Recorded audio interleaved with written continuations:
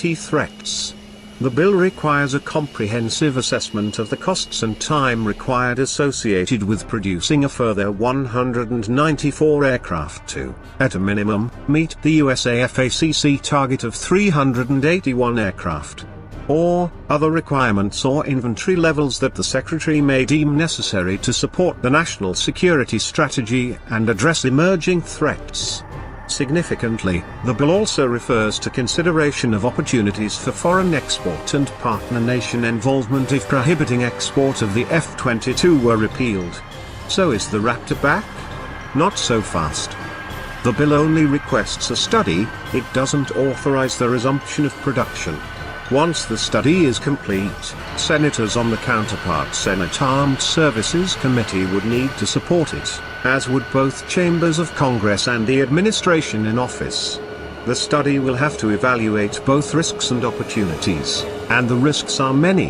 An F-22 restart would be a complex, costly and lengthy process that would have a significant impact on other key USAF program priorities, including the F-35 JSF and the B-21 bomber. This comes at a time of growing concerns over a looming bow wave, and here, of US defense projects that are generating ever-increasing fiscal risk into the future.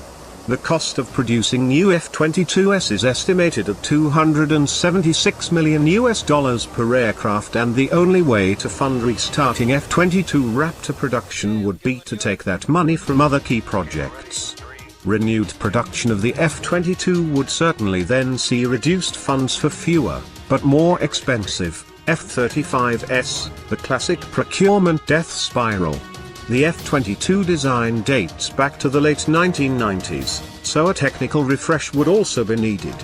A lot of progress has been made in stealth, data fusion, sensors, computers and avionics since then, which the F-22 has largely missed out on.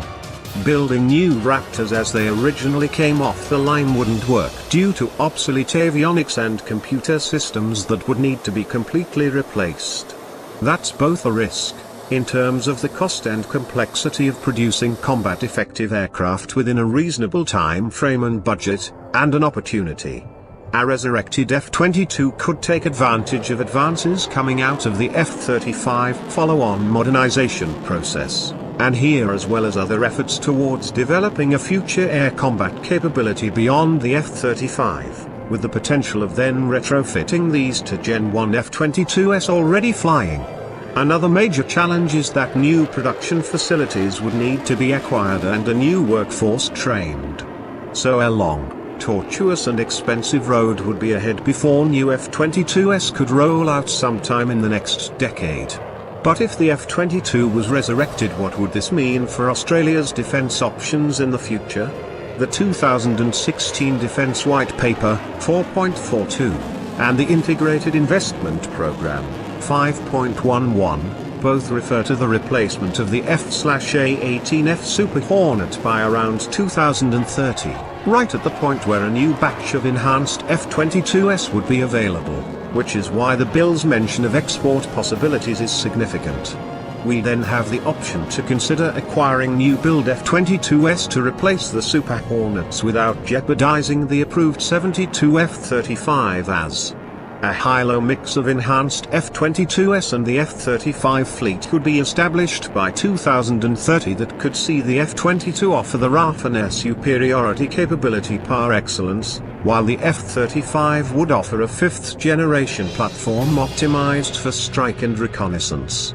If however, as seems more likely, the F-22 reboot simply doesn't happen, or if it does and the new aircraft still aren't available for export, or, as also seems likely, they are simply too expensive for Australia to